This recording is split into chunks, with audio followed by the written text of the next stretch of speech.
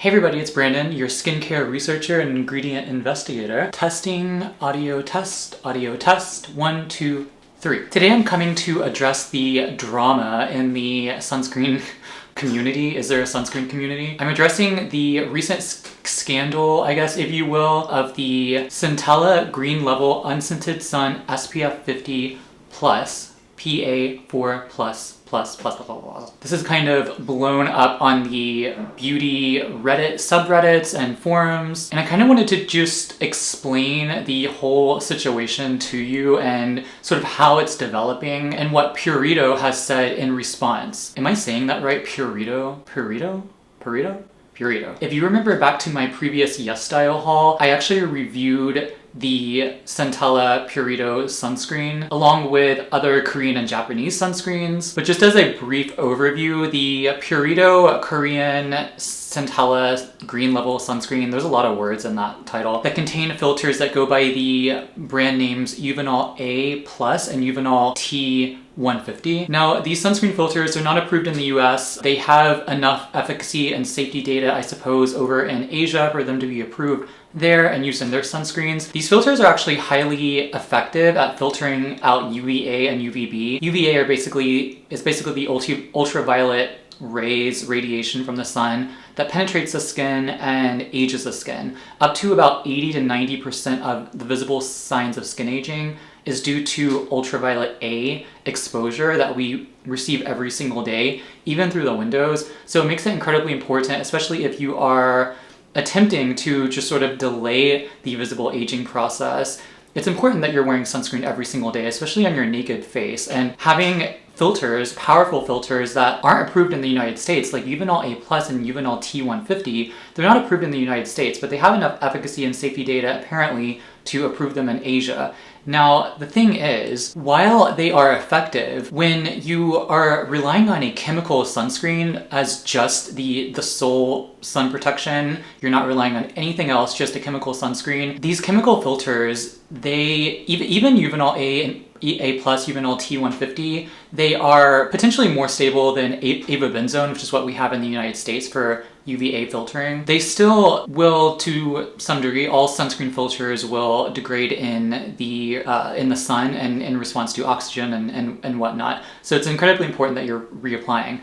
But the Green Level Centella sunscreen actually only contains 2 of those filters. Now, if you look at a lot of chemical sunscreens that just rely on chemicals, not minerals like zinc oxide and titanium dioxide, chemical sunscreens usually have a range of 3 to 4, maybe even more, different blends, if you will, of different chemical filters like avobenzone, octinoxate, octisalate. They'll combine different filters to ensure a good SPF, a reliable SPF, and also a broad spectrum SPF that's going to protect against both UVA and UVB. In contrast to UVA, which is like the aging rays, UVB also somewhat contributes to the degradation of collagen and elastin, but it also increases your risk of a sunburn, as well as greatly drives the risk of melanoma skin cancer. Now again, Purito's Centella sunscreen, it only contains 2 of those filters, which was a little, I don't know, somewhat concerning, I guess, in a way, right off the bat, because generally, ideally you would want more than 2. But that being said, there were other issues involved in this scandal that's just sort of been bubbling up and kind of exploded over the past couple of days. Now, before I get into the actual scandal part, there are a few things that I really like about this sunscreen. I'm actually just going to be calling it moisturizer from now on because I really enjoyed it as a moisturizer. It's incredibly moisturizing.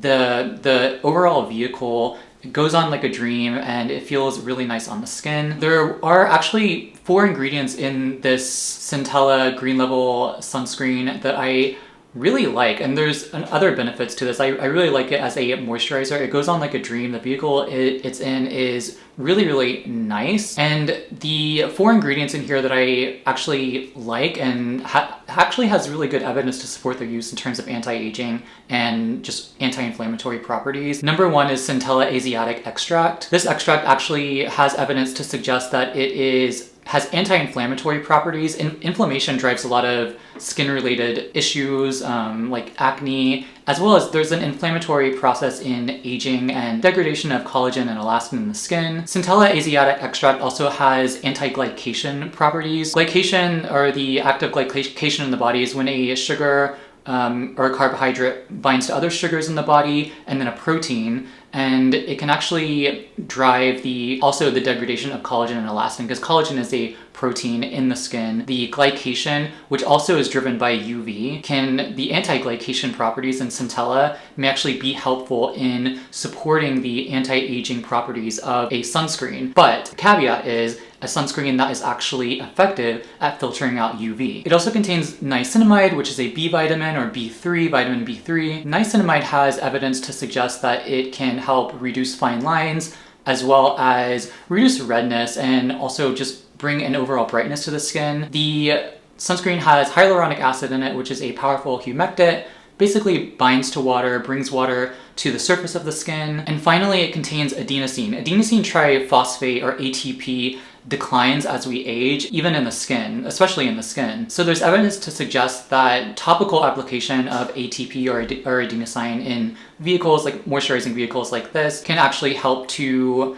potentially, again, potentially, reduce wrinkles and fine lines, or at least the very best prevent them. Now again, ingredients will only get you so far. Niacinamide, Centella extract, these will only get you so far. If you're not protecting your skin from the sun with a durable, effective sunscreen that's actually going to protect you from the sun, you can just basically forget about all these other ingredients. They're not going to do a great deal. They're not going to help you a great deal. There was an article posted recently on Inside Coder, I think that's how you pronounce it. And the founder did both in vitro and in vivo studies of I think they sent it off to a lab in somewhere in Europe, I think Germany, and another site. I think it did 2 different sites in Europe. Yeah, so I think they sent the Purito to 2 different sites to do in vitro and in vivo testing on the sunscreen to determine its actual SPF. And the actual SPF, it's labeled as SPF 50+. The actual SPF that came back in the results in 2 different tests were approximately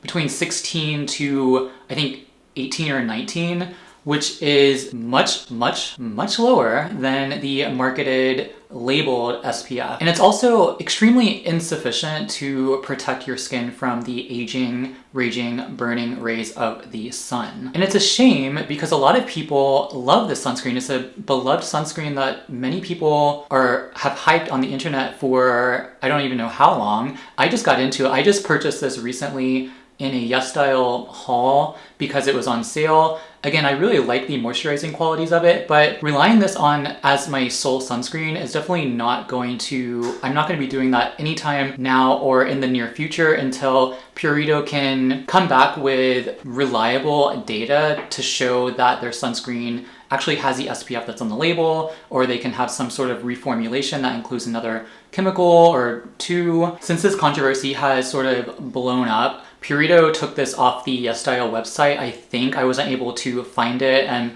I went through my order history and I clicked on a link for the Purito sunscreen, and it just took me to a 404 page, I think, 401, one of those. So I think they took it off so that they can sort of reevaluate their lives and try and get it together. I assume it wouldn't have had passed some type of regulatory body in Korea, in Asia, in order for it to be labeled as SPF 50. Maybe I'm wrong. Also, yesterday, Purito, on their Instagram page, they came out with a statement. And the statement says, basically, please accept our sincere apologize for the delay in responding, because it took a bit of time for them to get back to people's concerns that they've been voicing over social media. And they basically explained like the different regulatory bodies and different organizations that are involved in creating the sunscreen and pushing it out, commercializing it. They say the product has been legally recognized by all parties, including the KFDA, which is basically, it's like the FDA, but in Korea. And then they conclude that they are going to be running in vitro and in vivo tests. So basically in vitro is like cell dish. It's not human, but in vivo, it's like putting on the skin basically, and just seeing, you know, what is the true SPF, what is the true PA rating for this sunscreen. They say, although the results have not yet been released, we have acknowledged the seriousness of this issue. We've been closely monitoring the test results that were recently published online in the Insider or Inside Coder article, which I will link below. And as a result, they are pausing the sales of PURITO Centella Green Level Unscented sunscreen. So basically, that's probably why I couldn't find it on YesStyle. And honestly, it's a shame because I really liked the sunscreen in terms of its moisturizing qualities and its ingredients, you know, the Centella Asiatic extract, etc., etc. And the chemical filters in here, the Uvinol A+ and Uvinol T150, they are still highly efficacious sunscreen filters, but the fact that this came as a SPF 15, yeah, I think the mean SPF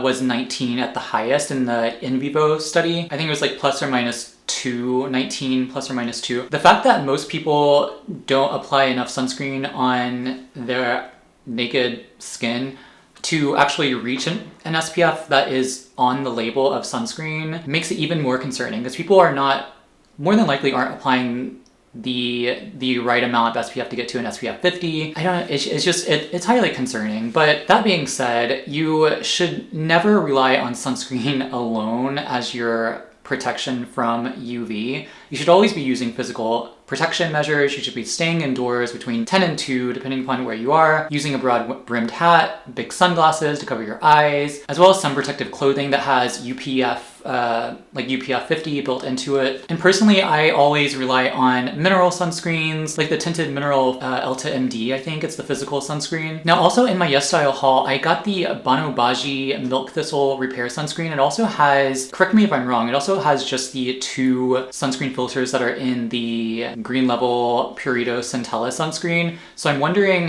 is this the true SPF? This is also SPF 50 PA 4+. So like, are they similar? I don't know if like the concentration matters. I'm not sure what the concentration of these filters are in the BANOBAGI versus the Purito. I guess we'll just have to kind of wait and see. I don't know. Now I have to give credit to Cyril Laurent here on YouTube. He kind of tipped me off in his video. I'll put a link down to his video down below. But he said in his video that he has deleted all of his videos in regard to the Purito Centella sunscreen, and he's also just stopped using it completely. I only have one video up on it on my channel, and it's in my YesStyle haul. In that video, I just commented on the fact that it was moisturizing. Mine actually has a weird like burnt rubber smell. I'm not sure.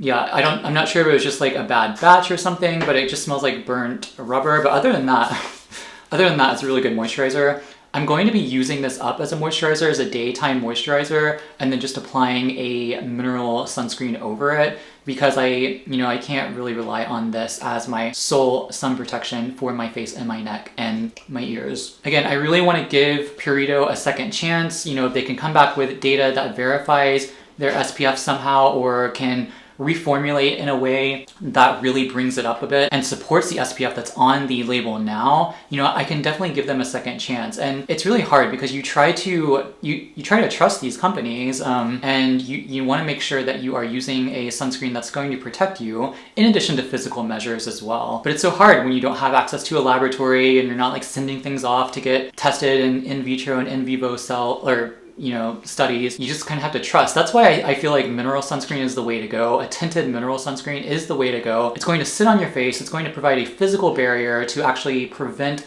the sun or the UV from penetrating your skin. It's just going to bounce right off. I highly recommend the tinted sunscreen, especially the Elta MD sunscreen. Again, I reviewed that on my channel. You can actually go check that out too. Okay, so I sort of got really heated about this. I hope this video has helped you kind of understand the scandal, if you will, that is surrounding this sunscreen, as well as the response that has been made by the company. You know, hopefully it's a good response. Hopefully they will come back and they will provide a better formulation that has enough data to make us support them again, because I really want to. Again, I really like the sunscreen. I really like it as a moisturizer.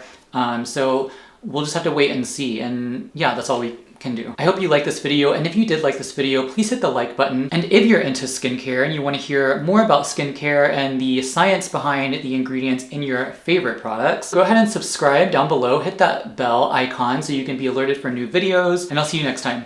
Bye.